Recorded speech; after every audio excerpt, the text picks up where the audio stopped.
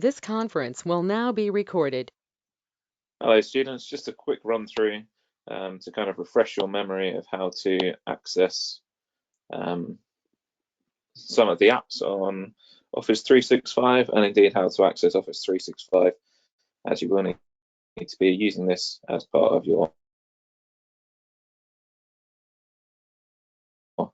distance learning.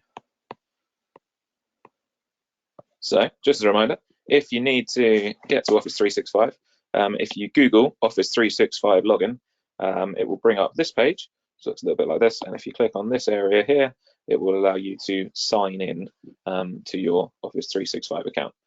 That will then bring up a page that looks a little bit like this. You'll need to type in your school email address, which should be the first letter of your first name and your surname, and don't forget the @tringpark.com bit at the end.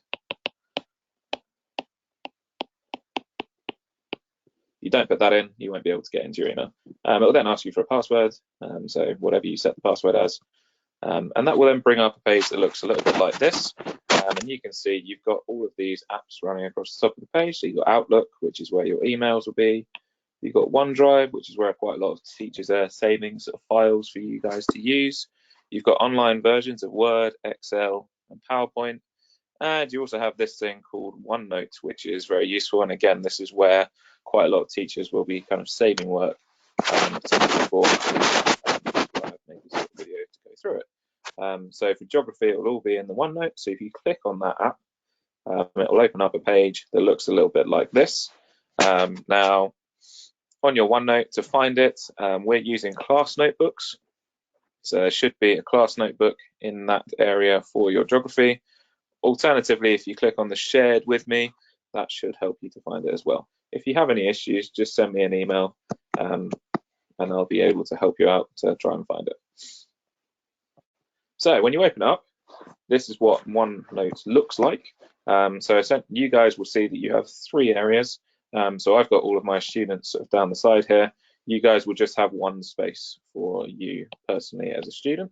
You'll also have a collaboration space, which is an area where you guys can work together on certain things. So at times there might be projects where I ask you guys to work together, and we'll set up little folders in this space for you guys to do that.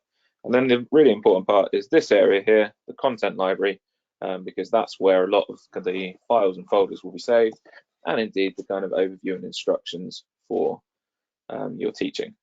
So if you click on that, you will see that there'll be a few files, but usually at the top, because I've tried to put it at the top, there is a little folder or section called distance learning. And you will then see there's kind of a section for each day that's set up for distance learning. So things will be gradually uploaded into here every day for your distance learning, and you'll get a little ping of an email at the start of the lesson just to say where it is and what you should be doing.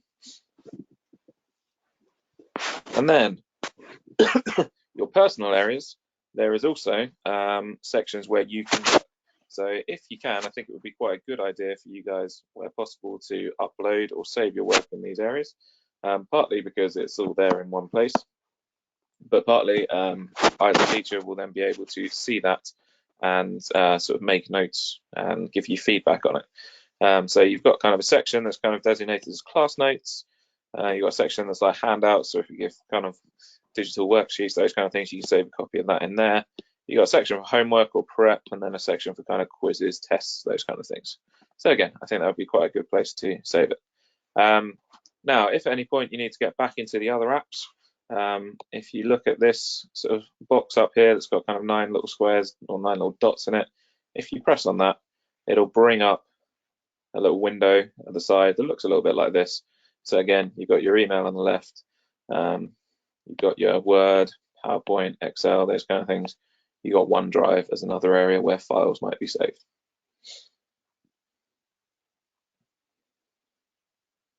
So I hope that gives you a little bit of a brief overview. And yeah, feel free to email me if you have any questions.